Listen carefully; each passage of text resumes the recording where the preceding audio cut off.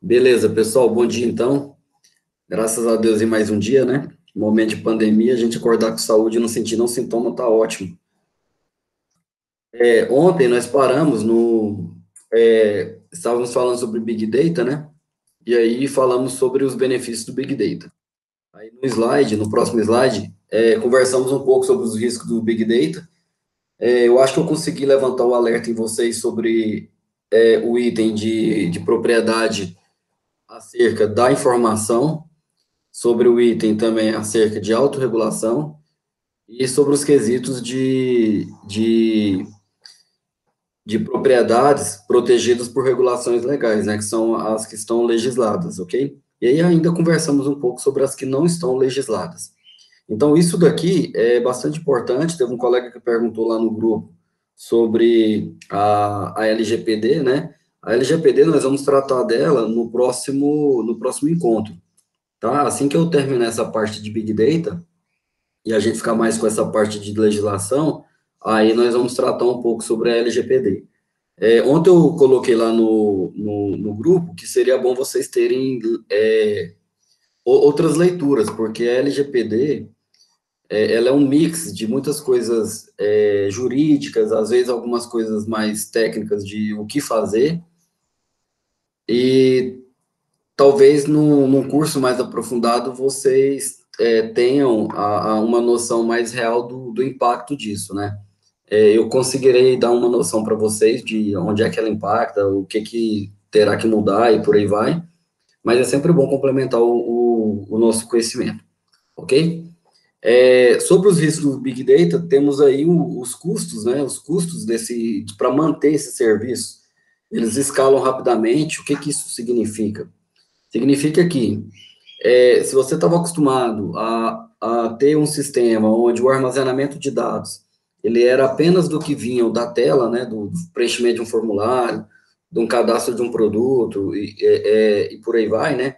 Hoje você tem aí esse crescimento de diversas fontes de dados. Se a gente falar de sensores e a gente for ler o sensor de 10 em 10 segundos, fazer algum tipo de telemetria, aí esse dado ele vai aumentar muito mais, porque você tem muito mais informações entrando por segundo. Existe um projeto das empresas geradoras elétricas, né, de trocar todo aquele relógio, né, de energia. Aqui em Goiás nós chamamos de padrão, né, trocar o padrão elétrico ali. Então, ele troca aquela caixinha onde chega a energia da sua companhia elétrica, que em Goiás era a Celg e agora é a Enel, e ali, dentro daquela caixinha, eles colocam um equipamento que consegue medir a tensão que está sendo passada, consegue pegar esse valor e transmitir para um servidor, né? Geralmente eles colocam uma anteninha próximo aos postes, e aí do seu relógio, ali, do seu padrão, do seu medidor, né? O nome correto é medidor. Do seu medidor, ele comunica com esse poste de energia, e desse poste de energia, via uma conexão mais rápida, eles enviam para uma central. Aqui no Entende? aqui no Mato Grosso isso aí já é lei, tá? É Já é, obrigatório a implantação de telemetria e medidor onde a Energisa não vai fazer leitura. cara, que massa, meu. A Mas aí autoleitura está proibida aqui. não, a autoleitura que você fala Autoleitura não, desculpa, leitura por média. ai, não, não, sim, mas o que eu tô falando é o seguinte, todos os padrões de vocês aí são obrigados agora a ser automatizado? É, é, só dividido em três fases. Nesse primeiro momento, eles vão automatizar aqueles medidores que estão longe, que o deslocamento é muito caro, muito alto. Rural. É mais o rural. Porque antes aqui no Mato Grosso eles faziam leitura por média, né? O cara não ia lá um mês, dois, aí ficava fazendo média. Aí foi proibida a leitura por média de consumo. E aí obrigou a utilização de telemetria. Isso aí é uma legislação que passou recente na Assembleia. É uma lei Então, estadual. no nosso caso aqui, a por média só pode ser aplicada em área rural, a área urbana não pode ser aplicada por média, tem que ter alguém passando lá mensalmente e fazendo a leitura, né, captando o valor. E aí, agora tem um projeto de colocar trocar o relógio, que o relógio nosso, ele é analógico, né? Ele vai girando ali, e aí vai subindo o consumo, né? De quantos quilowatts-hora ali já foi produzido, já foi consumido, né? Alguém passa, faz essa leitura e põe no sistema. Agora, você vai ter nesse relógio um equipamento ali de IoT que faz essa leitura automática. Então, com essa leitura automática, você configura nesse aparelho de quanto em quanto tempo você quer que seja enviada a informação do medidor para a central.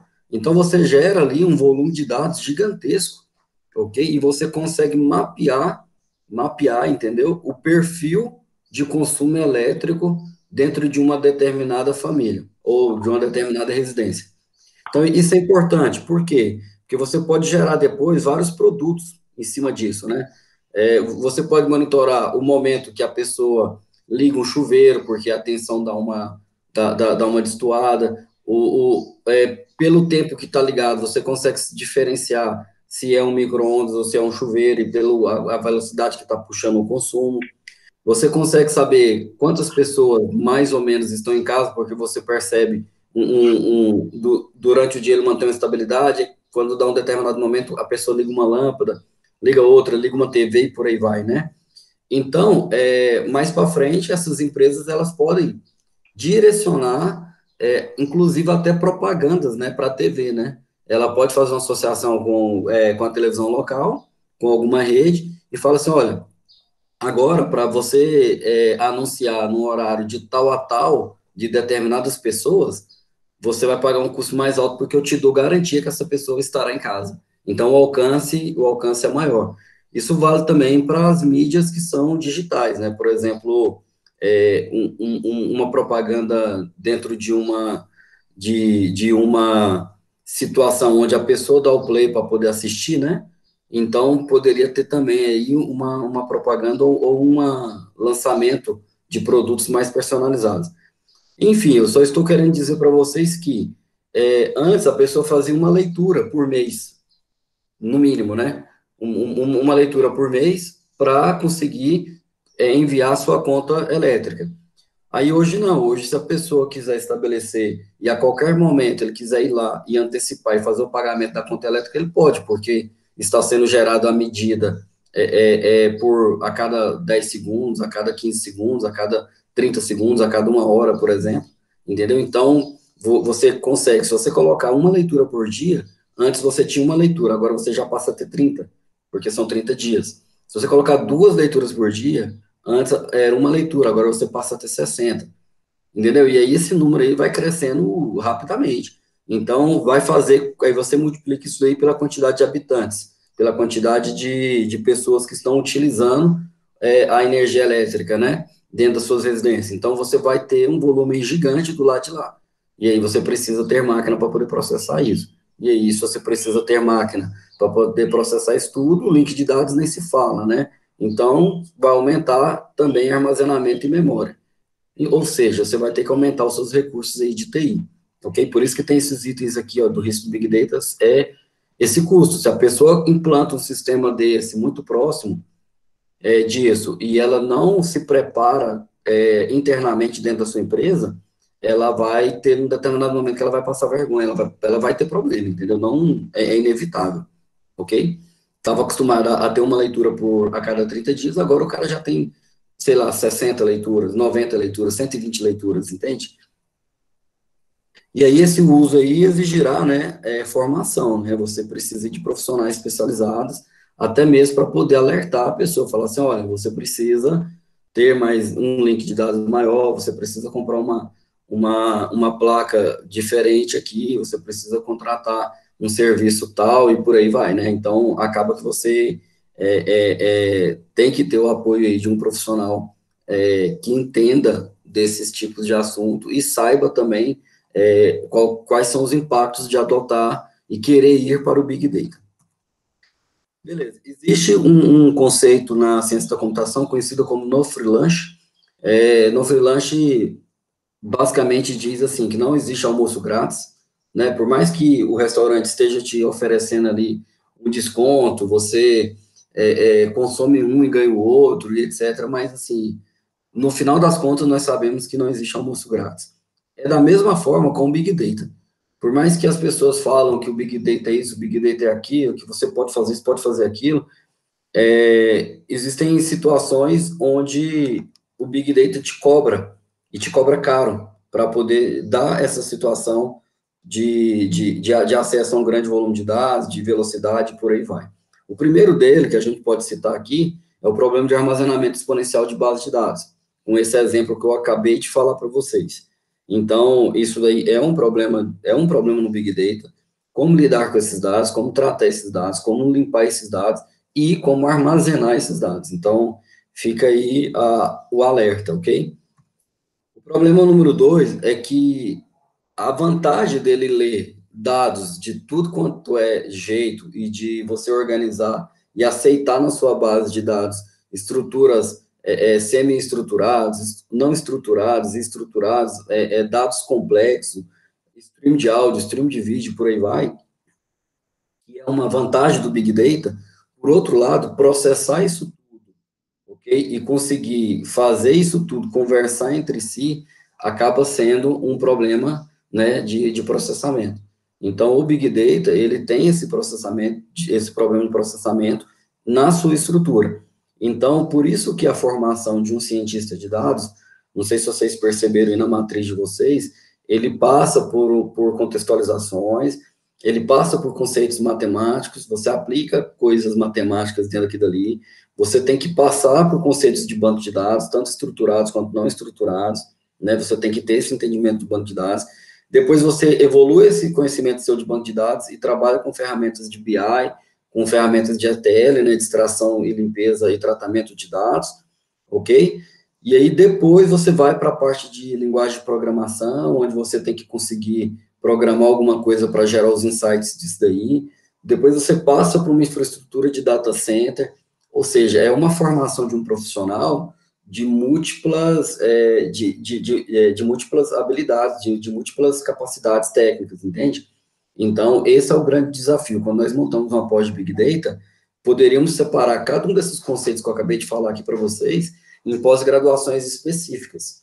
Então, a pós de Big Data, ela vem justamente para unir isso daí e falar o que é importante de cada área dessa para a pessoa conseguir trabalhar. Então, para você processar esses dados aí que apresentam estruturas complexas, inevitavelmente, né, inevitavelmente você vai precisar conhecer de estrutura de banco de dados. Inevitavelmente você vai ter que conhecer de ETL, né, de Big Data relacionado, mais preocupado com a parte de processamento desses dados. Isso daí pode ser um problema. Por que pode ser um problema? Porque às vezes você está acostumado ali com um banco de dados estruturado, e aí, quando você vê um banco de dados não estruturado, isso gera uma bagunça, uma dificuldade na sua cabeça. O cara armazena no banco de dados, em vez de ele armazenar o dado propriamente dito, ele armazena uma representação hierárquica desses dados, né? Um JSON ou alguma outra situação, né? O XML, por aí vai. Então, sua cabeça meio que dá um nó, sabe? E aí, tem hora que você também está acostumado com, vamos supor que você é mais novo, você acabou de entrar na ciência da computação, você está acostumado com NoSQL, etc. E aí, quando você vai para o estruturado, aí você fica louco também. Pô, tem que ter chave. Nossa, tem que ter um relacionamento de uma chave transposta, uma foreign key, uma primary key. Nossa, para eu fazer um select, eu tenho que fazer um join aqui, uma coisa difícil de fazer. Né? Eu considero essa dificuldade a mesma nossa de programar linguagem de programação estruturada com linguagem de programação orientada a objetos. Cara, quem programou linguagem estruturada, quando essa pessoa vai programar numa linguagem orientada a objeto, bicho, puta que pariu, cara. O nó, ele gasta aí 1 ano aí para se desfazer, viu? É complexo, não é fácil a pessoa se adaptar assim de uma hora para outra, não. Não sei se alguém de vocês já passou por experiência, mas é bem traumático, né? Da mesma forma, ó, ainda tem um polimorfismo, né, Eduardo? Então, polimorfismo, cara, tem o tal das interfaces, né? O cara fala assim, puta que pariu, velho, pra que eu tenho que criar uma interface? Por que eu já não posso ir lá e criar a classe diretamente, uma classe mais concreta, né? Então, assim, dá um nó. E da mesma forma, o cara que está acostumado com orientação a objetos, e ele pega um código estruturado ali, né? O cara abre a classe e tem 10 mil linhas, entendeu? Um código orientado a pergaminho, né? Um código estruturado. Então, o cara abre um pergaminho ali e começa a escrever, filho. Começa a escrever. Rapaz, isso daí também dá um nó. Bem lembrado, viu, Elton? O cara, quando sai da programação desktop, vai para programação web, aí entra servidor de aplicação. O cara tá acostumado com servidor de aplicação web monolítico, né? E aí entra o conceito de microservices, né? De microserviços, né?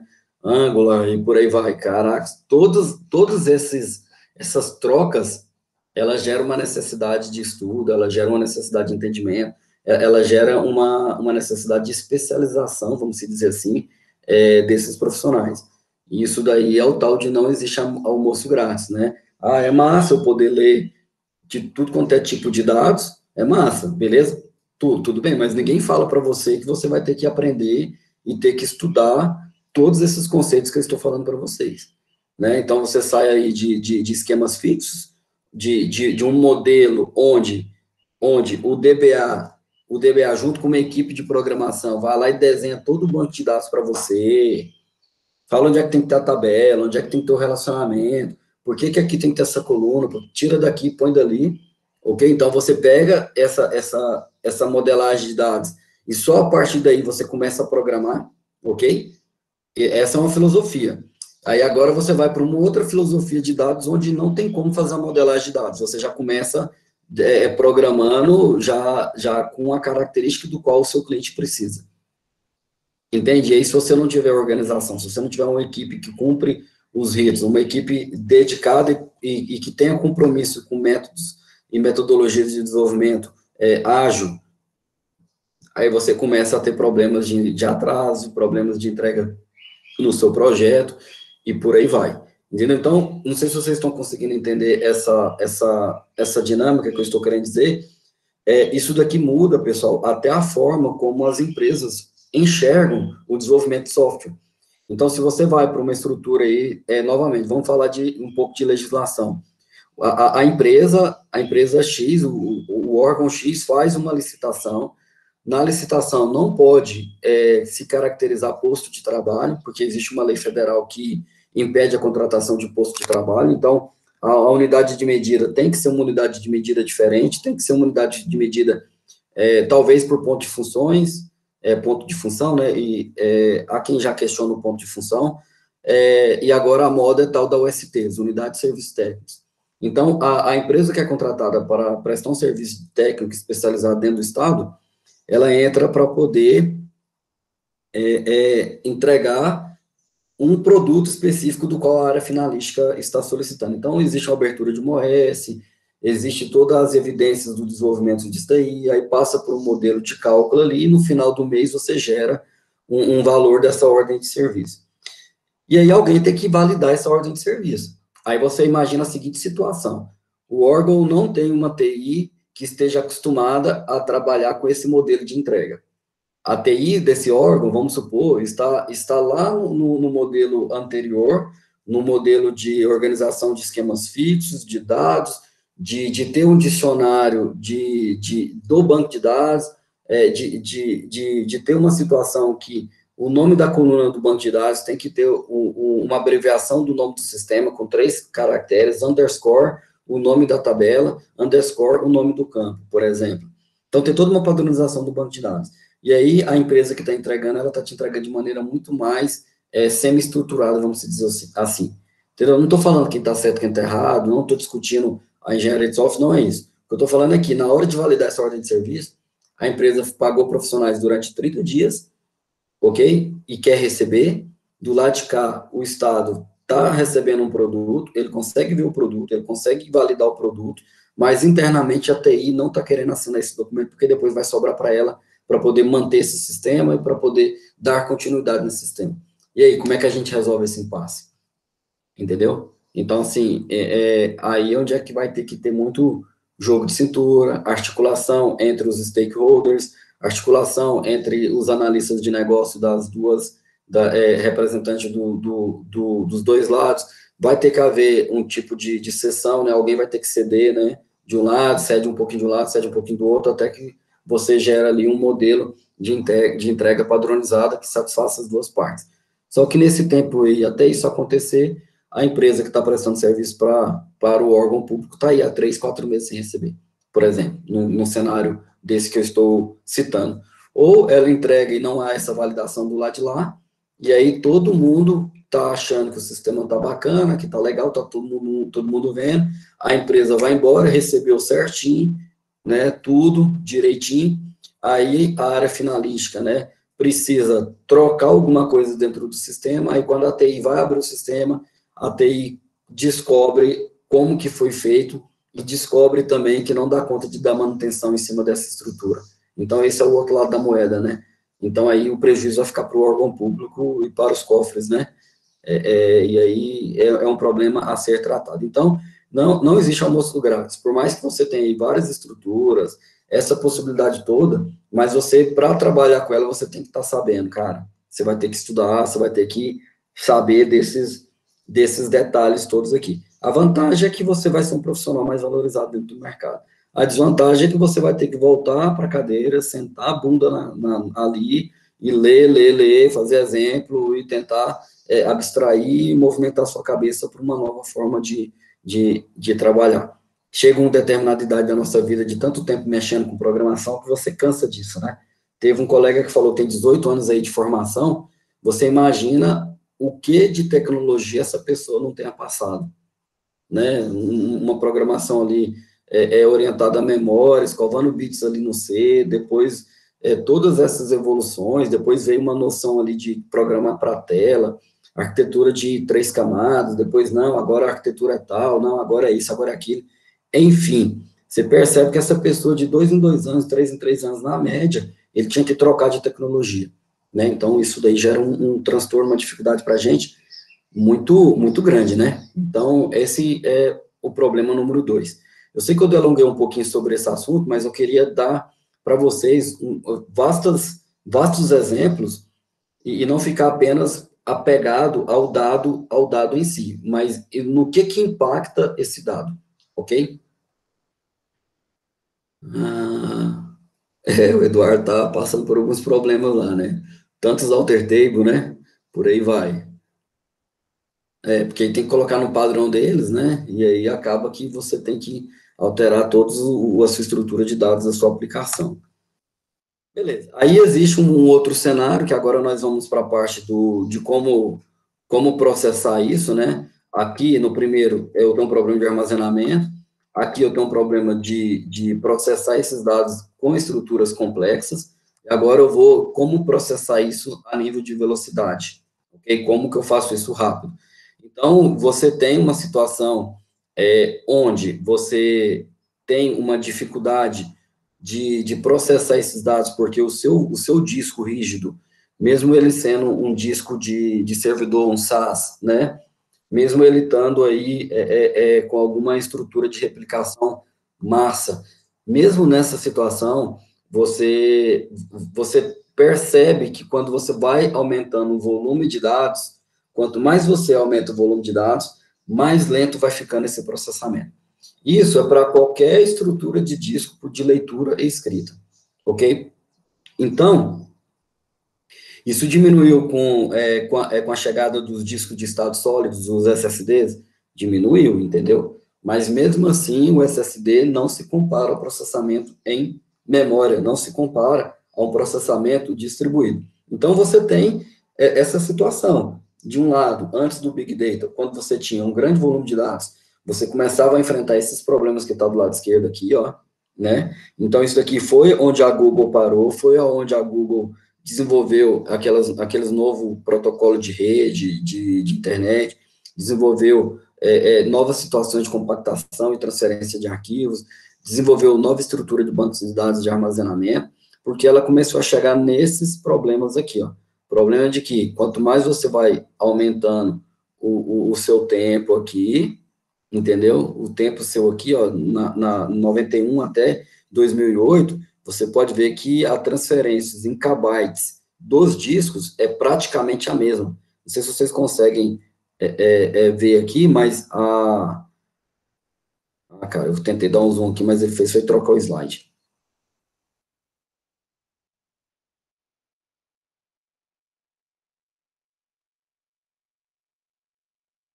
Então, vamos focar só nesse cara aqui para vocês entenderem o que eu estou dizendo. Olha lá, de 91 até 2008, a capacidade de transferir dados, ela aumentou muito pouco, tá vendo aqui? Pode ver que só em 2008 que começou a descolar, ó. Provavelmente aqui, ó, aqui nós saímos de 80 GB, 120 GB, não sei se vocês lembram dessa época, né, dos HDs de 80 GB, né, e daqui começou a dar o boom de ter HD de 256 GB, HD, na verdade, de 300 GB, né, 400 GB, 500 GB, 1 tera, agora 2 teras e por aí vai, né. Então, olha só a curva aqui, o tanto que ela é pequenininha, né, isso aqui é a capacidade, o quê? De transferir. Então, aqui eu tenho discos numa rotação, vamos falar de computadores convencionais, tá? Nós temos aqui a capacidade de 5.400 rotações por segundo. Aqui em 2003 para 2004, vieram os discos de 7.200 rotações por segundo, e talvez aqui vieram discos de 10.000 rotações, né, 10.000 e alguma coisa, ok? E aqui talvez venha aqui os SSDs, que vai pegar essa curva aqui, ó, e vai dar uma aumentadinha nela aqui, ó. Ela deve vir mais ou menos para cá, ó. Onde é que está meu mouse aí? Porque o ganho é grande, né? É pelo menos 10 vezes mais do que o que está aqui, ok? Mas mesmo assim, se eu pegar o mouse aqui, essa mãozinha, e deixar ela aqui, você percebe que do outro lado tem uma linha da capacidade de armazenamento. A capacidade de armazenamento, cara, de 2001 para 2008, olha só onde é que ela chegou. Nós saímos de 2001 com a capacidade de armazenamento, chegamos em 2006 com 500 gigas, 2007 nós já tínhamos HDs de 1 tera, metade de 2007 para 2008 nós já tínhamos HDs de 1 tera e meio, ok? Em 2008 nós já tínhamos HDs de 2 terabytes. Nós temos essa capacidade de armazenamento de dados e nessa velocidades em kbytes aqui, ó, de transferência, sei lá, 40 kbytes por segundo, né, alguma coisa nesse sentido aqui, ó. Entendeu? Então, quando você lê a velocidade lá, não é nem kbytes, é kbits, né? Entendeu? Então, você ainda tem que dividir por 8, né? E depois que você transformar o K em mega, você ainda tem que dividir por 1024.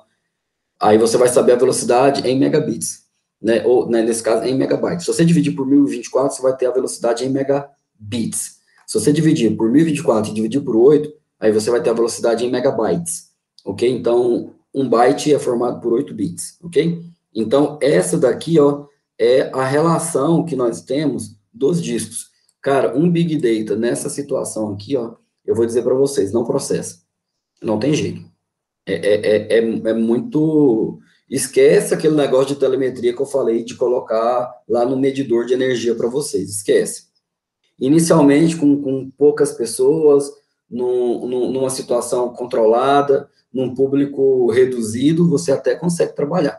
Agora, a leitura escrita de um disco para trabalhar com Big Data não dá. Aí foi onde surgiu uma solicitação, uma situação onde nós podemos trabalhar com a possibilidade de escalar esse processamento em várias máquinas, né? Aí onde é que entra o processamento distribuído, né? De replicar esses dados também em várias máquinas, e aqui dentro nessas máquinas, você poder optar por processar também na memória. Então, essa arquitetura aqui, uma arquitetura mais, vamos dizer assim, no nível de cliente-servidor, de master e slave, em relação à parte de sistema de processamento distribuído, e caramba, é uma situação da computação que veio para poder tentar minimizar esses impactos aqui. E mesmo assim, hoje, essa situação aqui já não nos resolve plenamente. Por isso que nós precisamos do Spark, por isso que nós precisamos do Pig, do Hi-Fi, nós precisamos desses caras, dessas ferramentas, por isso nós precisamos do NoSQL, por isso nós precisamos tratar e melhorar a visão que a gente tem do nosso lago de dados aí, da nossa estrutura de dados, do Data Lake. Então, é necessário ter um pensamento mais crítico e uma formação maior nisso daqui. Toda hora surge aqui, ó, uma nova ferramenta, um novo framework, tá? De plataforma de Big Data diferente para poder tratar esse processamento, ok? Então, hoje nós estamos na situação de orientado à memória, e agora, em vez de eu ir lá no disco para fazer uma consulta, eu vou lá no disco para armazenar os dados e usar o disco apenas como estrutura de backup. Eu tenho todo o processamento na memória, ok? E aí agora eu vou no disco apenas para armazenar o resultado desse processamento, ok? Eu não fico pegando informações a todo momento do meu disco rígido, porque tudo está sendo processado na memória. Para isso eu preciso ter uma infraestrutura de data center ou em nuvem de replicação muito foda para poder aguentar isso daí, assim como o link de dados, ok? Então, esse daqui é a estrutura padrão. Então, para resolver esses dois cenários aqui, eu já dei aí a dica, né? Entrou alguns frameworks que ajudam na recuperação da informação. Então, foi lançado aí há um tempo atrás, na academia, lá no programa de mestrado e de doutorado de alguma universidade, alguém fez um trabalho, ok? Desenvolveu um algoritmo, e esse algoritmo ficou conhecido como Map e Reduce. Esse algoritmo de você mapear, agrupar, e depois você conseguir reduzir a estrutura de dados e conseguir extrair o que é realmente de informação que representa todo aquele agrupamento, é a base para todos os outros sistemas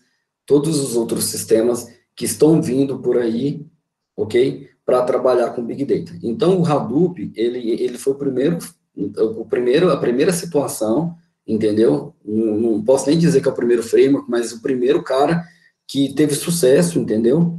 Que permite armazenar e processar grandes volumes de dados de forma paralela e distribuída, ok? Então, o Hadoop, basicamente, ele tem duas partes, eu já falei. Uma parte que você agrupa esses caras em clusters, entendeu? Então, você faz o agrupamento desses dados em um cluster, ok? E aí, com a operação de reduz, você faz o processamento desse cluster.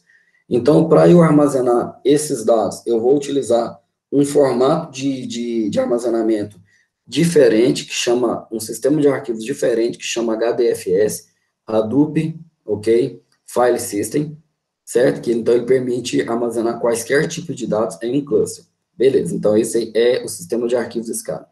Esse sistema de arquivos, ele sobrepõe ao sistema de arquivos do sistema operacional. Se você estiver trabalhando com a partição Razer, ou com a partição EST3, EST4, ou com uma partição NTFS, esse cara vai sobrepor ela, o sistema operacional vai olhar para aquele cara ali como um arquivo grande, um arquivo morto, que ele não sabe o que é. Mas ali dentro está rodando toda uma estrutura de sistema de arquivos própria desse framework, ok? Então, esse é o HDFS. Do outro lado, existe um algoritmo de processamento foda, que ele faz o processamento paralelo e distribuído. Um processamento paralelo significa que uma mesma situação eu consigo fazer ele rodar em diversos processadores ao mesmo tempo. Se esses processadores estão na mesma máquina, se esses processadores estão em máquinas distintas ou não, para ele isso daí não interfere, é feito de maneira transparente, ok? E a parte do distribuído eu tenho esse paralelo, só que em diversas máquinas, certinho? Então, esse processamento aqui, paralelo e distribuído, ok? Então, eu tenho um processador que ele tem 4 núcleos, e eu mando cada parte do meu algoritmo para um núcleo específico desse, eu estou falando de maneira paralela. Se eu tenho 10 máquinas, eu coloco 10 máquinas para poder processar dentro de um mesmo objetivo, aí eu tenho o processamento distribuído. Se eu junto essas duas coisas, eu tenho paralelo e distribuído. Ok? Tá tranquilo? Beleza. Ótimo. Beleza. Então, agora vem a situação do que nós temos hoje, né? Hoje nós falamos aí de Big Data, nós temos o cientista de dados e o analítico de dados, né? Vou começar de baixo para cima, tá? Para ficar mais fácil. O cara que trabalha com análise de dados, ele tem que descobrir novas informações a partir de dados já existentes, ele tem que ajudar a fornecer insumos de tomada de decisão dentro do software dele, ele tem que saber fazer toda a parte de ETL da base de dados, então ele inspeciona, ele limpa dados, ele transforma dados, ele modela dados, ele faz carga de dados, ok? E ele consegue olhar para o dado que você está fornecendo para ele, ou da fonte que ele está consumindo, e dizer se aqui dali tem qualidade e se tem quantidade de dados suficientes. Então, esse Data Analytics é o novo DBA, vamos dizer assim, ok? É um novo DBA, só que um DBA que tem uma expertise a mais aí, que seria a expertise de tentar descobrir novas informações a partir dos dados já existentes, ok? E dar suporte a essas decisões. Certo. O cara de ciência de dados, o cientista de dados, ele é um cara que ele pode fazer tudo que o Data Analyst acabou de fazer, ele tem também características de conseguir modelar dados, de transformar dados, de limpar dados, de avaliar se aqueles dados têm a quantidade e a qualidade necessária para fazer o que ele quer, mas esse cara, ele tem uma skill, né, soft skills aí, umas características um pouco mais avançadas, mais elaboradas, avançado que eu falo assim, ele tem que ter mais coisas, né, de conhecimento, porque ele tem que saber parte de matemática, ele tem que conhecer de estatística, ele tem que conhecer de programação, entendeu? Então, esse cara, ele domina o negócio. Se o seu negócio é agro, cara, ele sabe quase tudo que você perguntar de agro, ele vai saber te responder. Se o seu negócio aí é compra e venda de mercadoria em um mercado de marketplace, esse cara domina pra caramba essas coisas de marketing multiníveis, de social media, dessas estruturas. Se esse cara trabalha na área financeira, esse cara com certeza conhece pra caralho sobre fintech, tá ligado na nova legislação, sabe o que é um Pix e por aí vai. Entendeu? Então, esse cara ele tem que ter domínio da aplicação, senão ele não consegue programar, né, o software que vai trazer os insights necessários para alavancar o negócio da empresa. E ele vai sempre ter a noção, ele sempre vai ter a necessidade, entendeu? A obrigação, vamos dizer assim, de apresentar alternativas, entendeu? De como obter mais dados, de onde trazer mais informações, pensar de maneira fora da caixa, entendeu? Então, esse cara, ele tem que pensar nessas alternativas aí de consumo de dados. E ele tem que ter, né, criatividade para analisar a mesma situação sobre diversos prismas, sobre diversas formas, né? Então, esse cara, ele é um profissional a exigência dele é uma formação mais completa, uma formação maior, ok? E o cara que é um profissional Big Data, esse cara, ele tem que saber tudo isso que nós viemos falando desde o início da nossa aula ontem até nesse momento. E ele tem que saber exatamente a definição, né, e a dificuldade de trabalhar com aqueles 5 Vs. Então, esses são os 3 cenários que nós temos nesse momento aqui dentro da ciência da computação e dentro do nosso mercado de trabalho.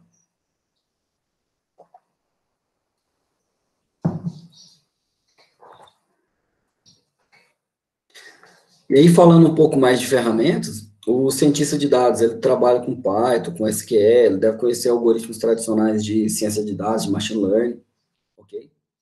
Ele consegue examinar dados de múltiplas fontes de recursos, ele consegue encontrar correlações que estão ocultas, né, aos padrões de dados, né, as pessoas olham e às vezes não vê, mas ali existe uma relação entre eles ali, e ele consegue tentar ter uma visão de futuro, entendeu? Ele tem que saber fazer uma predição aí.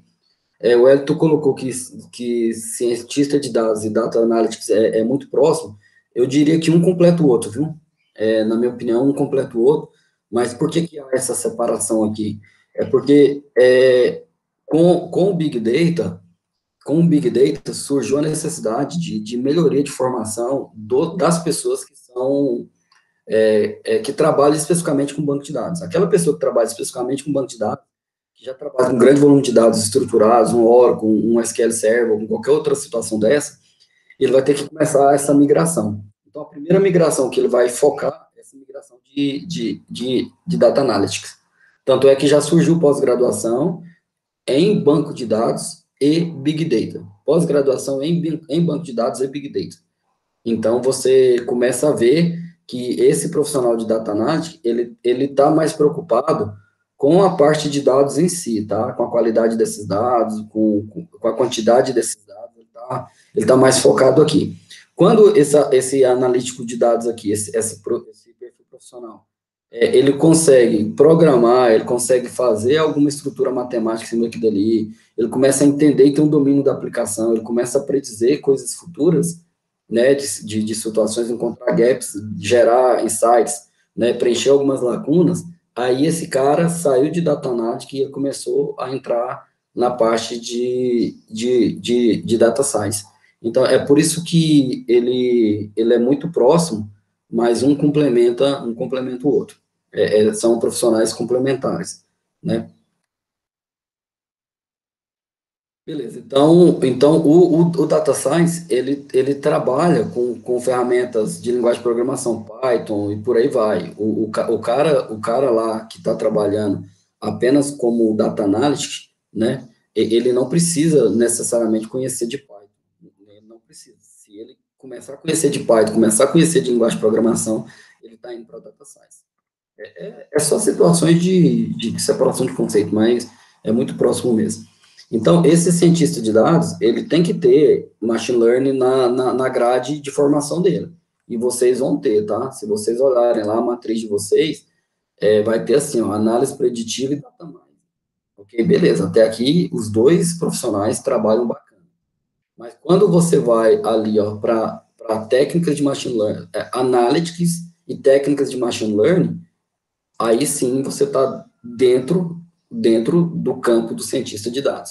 Então, existe essa disciplina para vocês, vai ser a próxima gestão estratégica do negócio, depois dela, é essa disciplina de machine learning que eu estou falando para vocês, ok? Então, aí nessa disciplina, você vai ter que ter contato com Python, você vai ter contato com os principais algoritmos de machine learning, com as bibliotecas de machine learning para Python, scikit-learn, existem algumas bibliotecas já prontas aí, né? E lá dentro você vai ver o tamanho que é o mundo da machine learning. Então, o cara que for ministrar esse treinamento para vocês aqui, ele vai ter que escolher uma linha dentro de machine learning, sei lá, algoritmos supervisionados. Dentro de algoritmos supervisionados, um critério tal. Dentro desse critério tal, eu vou trabalhar só com visão computacional, entendeu? Que aí eu quero reconhecer o rosto das pessoas, eu quero reconhecer objetos, etc.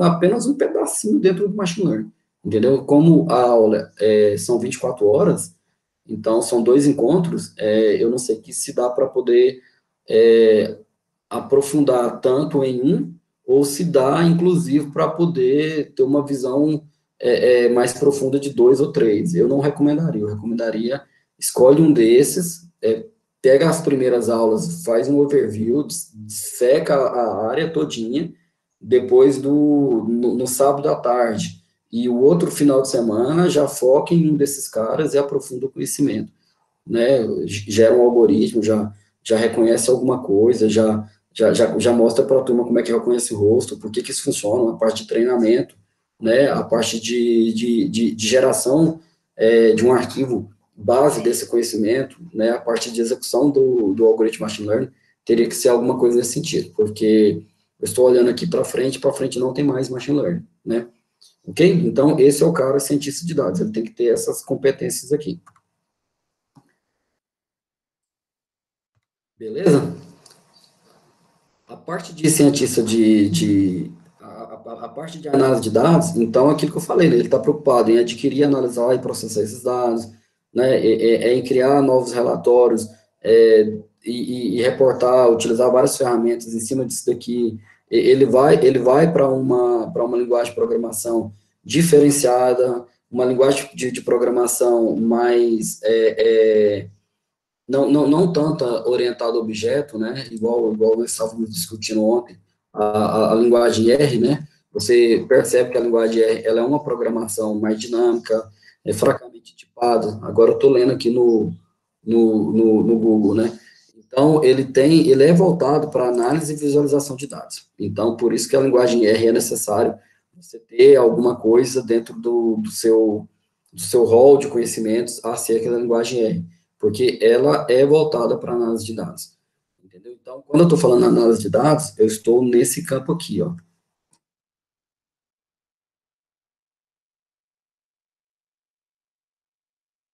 Esse campo aqui de data análise, da análise do dado, da descoberta de novas informações a partir de banco de dados. Entendeu? Então, aqui eu estou com a linguagem R. Aqui, eu estou com a linguagem Python. Não significa que com a linguagem R eu não consigo fazer o que o Python faz aqui dentro de Data Science. E não significa que, se eu estou com Python aqui, ele não consiga fazer Data Analytics aqui, que é o que a linguagem R faz, entendeu? Você pode usar qualquer linguagem em qualquer um desses dois cenários. Mas, existia aí uma tendência de fazer o uso dessa forma que eu estou falando aqui, porque essa linguagem R, ela vem para trabalhar com paradigma de uma linguagem de programação mais transparente, uma linguagem de programação que você passa um comando para ela, ela faz mais de uma coisa, né? Ela evoluiu lá da linguagem, como é que fala, fugiu o termo aqui, da linguagem de programação natural, né, que era a Lisp, né, então ela surgiu disso daí. Então, é aí onde é que entra a parte do Data Analytics, ok? E o framework Spark é o cara que vai consolidar essas bases de dados, que vai armazenar de maneira em memória, paralela e distribuída em cima desse processamento desses dados aqui, ok? Então, essas são as situações que nós teremos aqui dentro do Data Analytics, ok? Beleza. E o nosso cenário aqui do Big Data, aí sim, você junta tudo aquilo que eu falei agora.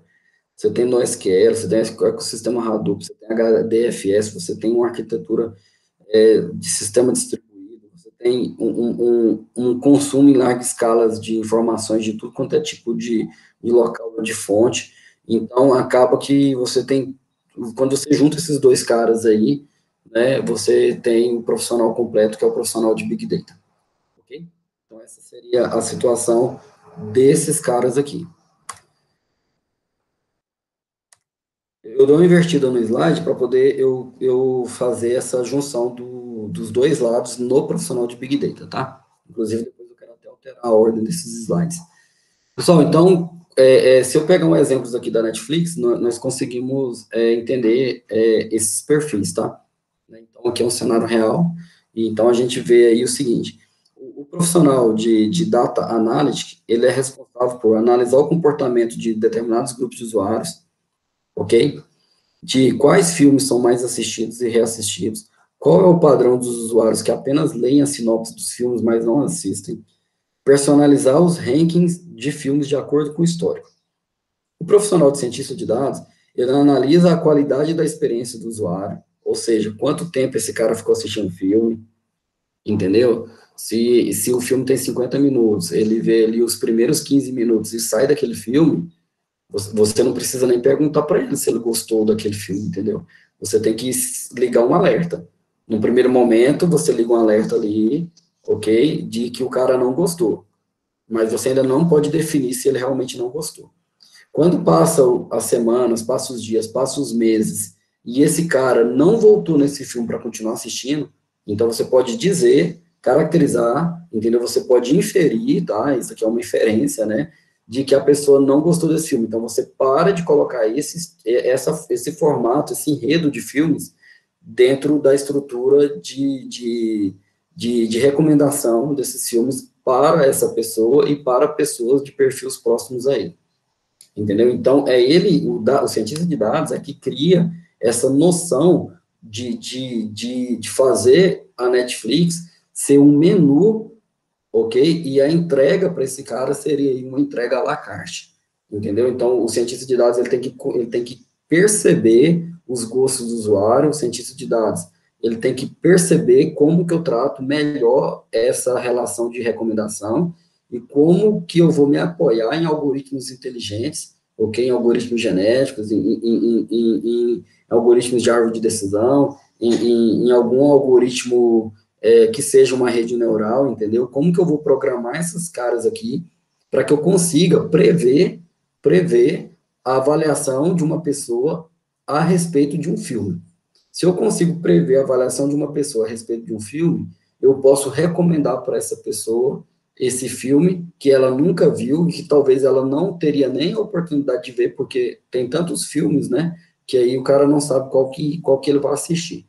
Então, eu começo a filtrar esse grande volume de dados, esse cenário de mais de 1.000 filmes, aí eu vou lá e falo para o cara o seguinte, olha, os 10 principais filmes que você deveria assistir, na nossa opinião, né, no nosso cenário aqui de prever para você, seriam esses 10, ok? E aí o algoritmo, nós vamos dizer que ele é um algoritmo bom de predição se você medir a acurácia, entendeu? A assertividade dessa recomendação, entendeu? Então, se essa recomendação, o cara realmente olhar para esses 10 filmes e falar assim, nossa, cara, puta que pariu, só filmaço, entendeu? Então, significa que o seu algoritmo está andando e caminhando para o cenário ideal. Só que eu não posso parar aqui, porque se eu parar aqui, esse algoritmo meu ele vai ficar defasado, porque os filmes vão sendo renovados, os nossos gostos, eles mudam no decorrer do tempo. Se você está namorando, o seu gosto é um, se você acaba de terminar, o seu gosto é outro. Se você tem 16, 15 anos, o seu gosto é um, se você completa 18, 19, o seu gosto já começa a mudar. Então, eu preciso do profissional de análise de dados, entendeu? Para eu poder melhorar a qualidade desses dados e atualizar esses dados para eu rodar de novo o meu algoritmo de machine learning em cima desse cara, para eu manter essa predição atualizada, entendeu? Então, aprender esses modelos vai me ajudar a compreender como que eu posso gerar recomendações a futuro. Porque qual que é o grande tchan da recomendação? O grande tchan da recomendação é, em um cenário de N opções, cara, qual que eu escolho? Entendeu? Qual que eu escolho? Então, quando eu fui no Mato Grosso a primeira vez, ministrar aula na pós anterior, eu dei um azar danado, né, cara? Porque, por incrível que pareça, eu peguei um frio, e aí não compensava nem ir lá nas cachoeiras. Mas me recomendaram, entendeu? Olha, tem um lago ali para cima, eu não lembro mais o nome da região, que lá eles têm umas danças de luzes, de jato de água e tal. É bacana você ir lá e ver isso daí. Tem uns barzinhos ali que você pode tomar uma cerveja e tal, não sei o que, tomar comida típica, parará pererê. Fiquei sabendo que tem carne de jacaré, entendeu? E aqui em Goiás a gente não tem esse costume de comer carne de jacaré, saca? Aí eu peguei e falei assim, rapaz, fiquei louco, entendeu? É isso mesmo, Parque das Águas. Eu fiquei louco para poder ir lá, entendeu? Agora me fala uma coisa. O que acabou de acontecer? Uma recomendação, entendeu? O cara que me recomendou, ele percebeu que eu gosto mais ou menos disso tudo aí que ele falou, entendeu? Então, dentre das diversas opções que o Mato Grosso teria, das noites deles aí, de finalzinho de tarde, etc., ok? Ele me recomendou o Parque das Águas, entendeu? Eu vou dizer se a recomendação dele foi boa ou não, no outro dia eu vou dar o feedback para ele, falar assim, cara, fui lá, bicho, nossa, que trem sem graça, que não sei o que, não sei o que, não sei o que, não sei o que, entendeu? E aí o cara fala assim, beleza, então não te recomendo mais nada, entendeu? Então nós, seres humanos, temos esse comportamento. Na máquina, esse beleza, nós não te recomendamos mais nada, significa, o analista de dados, melhora seus dados, ok? Traz uma diversidade maior de dados, ok? O cientista de dados, esse algoritmo seu não tá legal não, cara, você vai ter que mexer nisso daí, entendeu? Então, seria esse refinamento, esse ajuste, o toque ali de Minerva, entendeu? Que vai fazer com que o seu algoritmo consiga melhorar a experiência do usuário. Gente, experiência de usuário é o que está na moda. Se você não está ainda entendido sobre isso, você pode começar a ler sobre User Experience. Isso é para diversos setores da tecnologia, isso é para diversas situações, entendeu? Então, acaba que eu não consigo trabalhar hoje, entendeu? Nesse cenário, sem eu entender sobre User Experience, experiência de usuário. Então, esse cientista de dados, ele está preocupado com essa experiência de dados, né? Proporcionar essa experiência do usuário, né? Netflix, aquele negócio do futebol que eu falei para vocês ontem, eu ter um tablet que ele faz algumas coisas a mais, entendeu? Eu ter um sistema onde a navegabilidade dele, a responsividade dele, a velocidade dele é algo bacana e é intuitivo, arrasto para um lado, arrasto para o outro, eu consigo fazer alguns movimentos com aquilo ali. Então, basicamente, é isso que o cientista de dados procura acertar, ok? E o profissional de Big Data é o cara que tem que fornecer toda a infraestrutura necessária para que o Data Science e o Data Analytics trabalhem, entendeu? Então, ele tem que criar toda essa infraestrutura, né? Ele tem que saber disponibilizar todas essas ferramentas, que isso seja trabalhado de maneira, de maneira bem dinâmica, que isso, o Data Analytics não possa reclamar da velocidade que ele está demorando para poder conseguir ler uma base de dados, né? Ele tem que ir para uma parte de conceder acessos, entendeu? De criar os certificados digitais, de criar as VPNs, entendeu? Para poder ter um acesso seguro, de saber que aqueles dados são dados privados, são dados da pessoa A, são dados da pessoa B, que dele não pode vazar, entende? Então, essa situação toda de me preocupar com o cenário do grande volume de dados, na velocidade disso, e com as leis e regulamentos, é o profissional de Big Data. Esse cara, ele tem que saber de Data Analytics, ele tem que saber de Data Science, ele tem que saber de infraestrutura de Data Center, ele tem que saber de infraestrutura de nível, infraestrutura de Data Center, ele tem que saber todo esse arcabouço tecnológico, ele tem que estar sempre estudando, tem que estar sempre de olho com os novos frameworks que tem, mesmo os frameworks relacionados ao que fazer, que são aqueles frameworks documental, né, o DAMABOK, o DMBOK, por aí vai.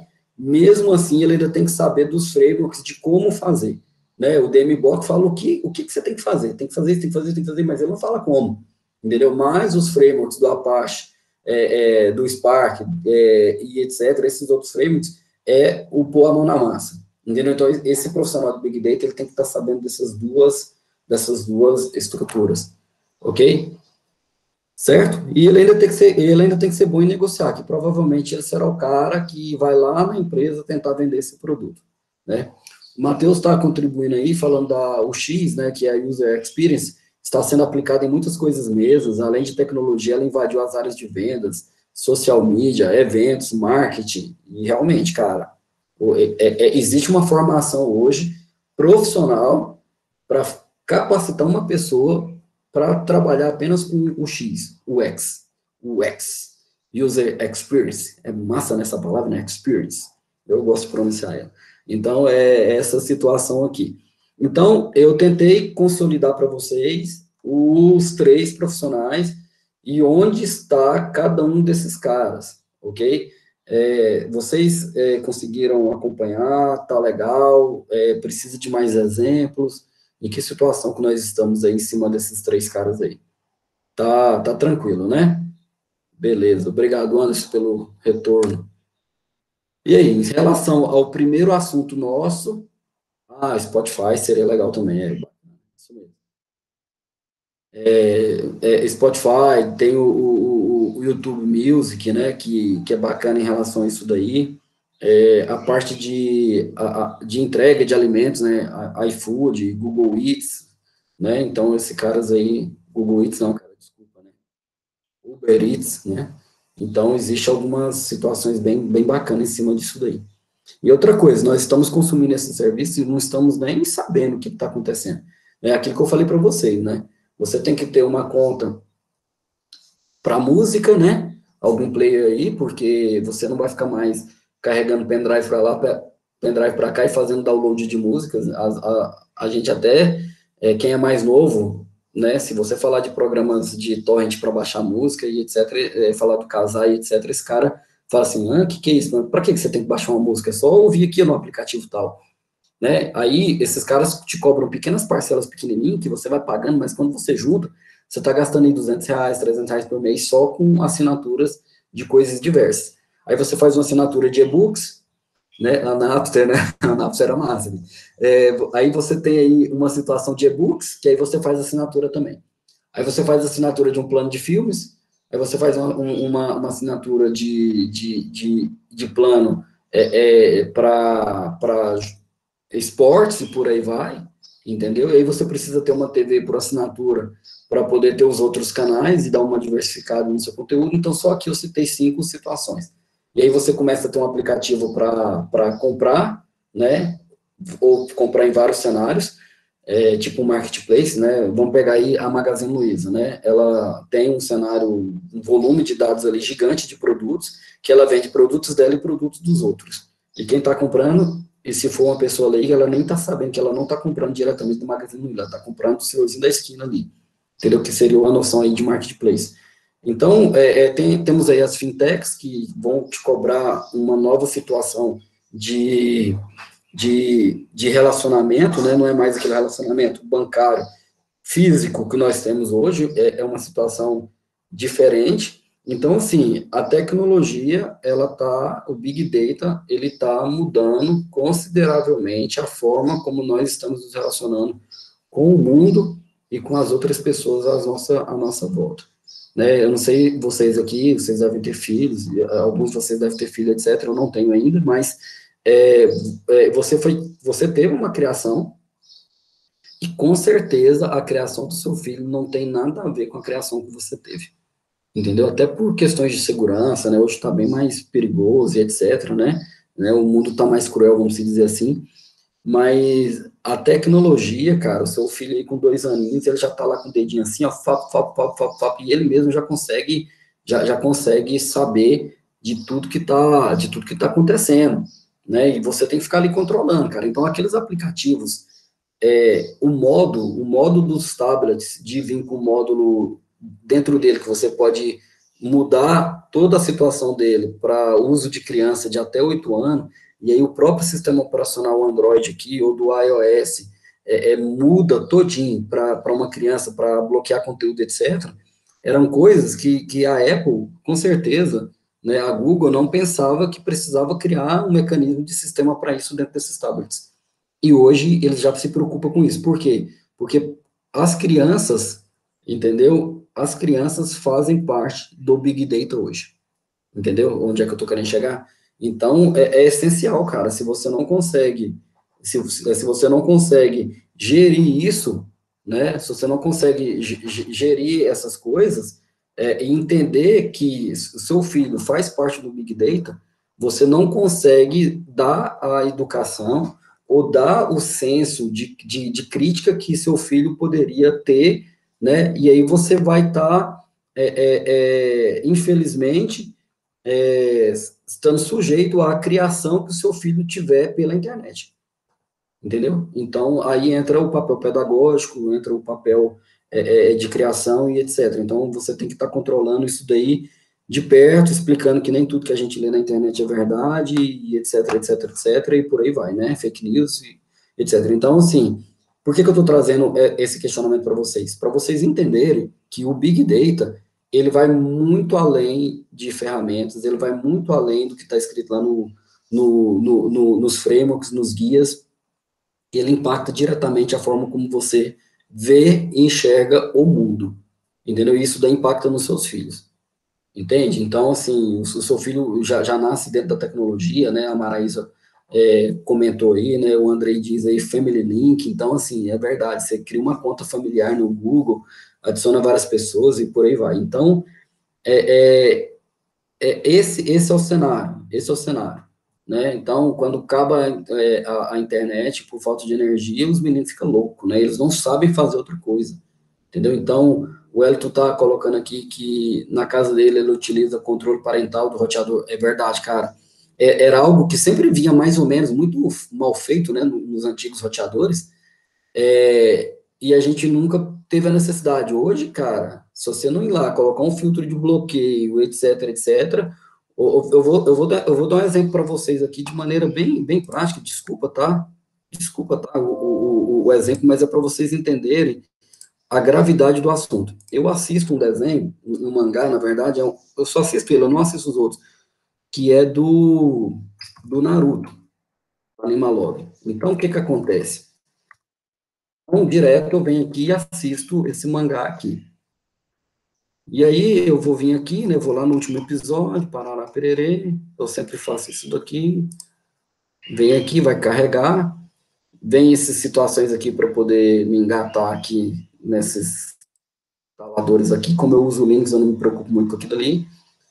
E aí aqui eu venho aqui para poder assistir o filme, ok? Gente, vocês, pais, não têm controle nenhum sobre as propagandas que aparecem aqui, ó. Nenhum. Cara, eu não uso o Google no meu computador no Windows. Essas propagandas aqui são totalmente aleatórias. Eu já vi aparecer vários cenários pornográficos aqui, ó, de desenho, entendeu? Você, aqui, nesse controle aqui, ó, né, esse daqui é um desenho animado para adolescente, entendeu? Ou pré-adolescência. E aqui aparece, escrachado no lugar desse banner aqui, ó, aparece um desenho pornográfico. Pornográfico mesmo, entendeu? Mostrando a cena, entende? Agora me fala, como lidar com essa situação, entendeu? Então, você tem que ter esse controle parental e esse controle que, de alguma forma, a respeito dessas situações de bloqueio, né? O Elton falou que bloqueia, cria filtros no Fire, né? Via celular, até a hora que o filho dele descobre uma VPN para poder burlar isso daí, cara, é tratado dessa forma agora. Agora os desafios são outros, né? Os desafios aí na criação são outros. O Anderson coloca aqui, pensando nessa linha, Cloudflare, deve pronunciar Flare, criou o DNS 1.1.1.3, né? Ah, certo. Você vai lá, coloca o DNS 1.1.1.3, né? Lá na sua placa de rede, nos filtros, né? Que aí ele bloqueia o conteúdo adulto. Não, oh, massa, cara. Legal, viu, Anderson? Não sabia disso daí, vou até divulgar, porque tem muito tempo que eu não me envolvo com a área de redes, né? Eu tô meio por fora disso daí. Vou até passar pro meu irmão, que nós temos 2 sobrinhos lá, e os 2 sobrinhos são terríveis, entendeu?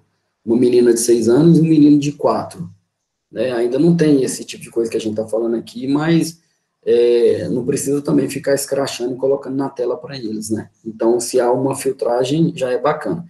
Ou seja, eu quis só dar um exemplo para vocês que o Big Data, ele está muito além disso daqui, que é lido quando você lê dentro de um mini curso, etc. O Big Data está envolvido com você, sua família, abrange desde a criancinha até uma pessoa de idade. Então, eu vou parar por aqui a nossa aula, vou dar aquele intervalo de 10 minutos, tá? E aí a gente volta para o encerramento da aula. Por enquanto, quem quiser fazer perguntas, fica à vontade, estou aqui online, ok?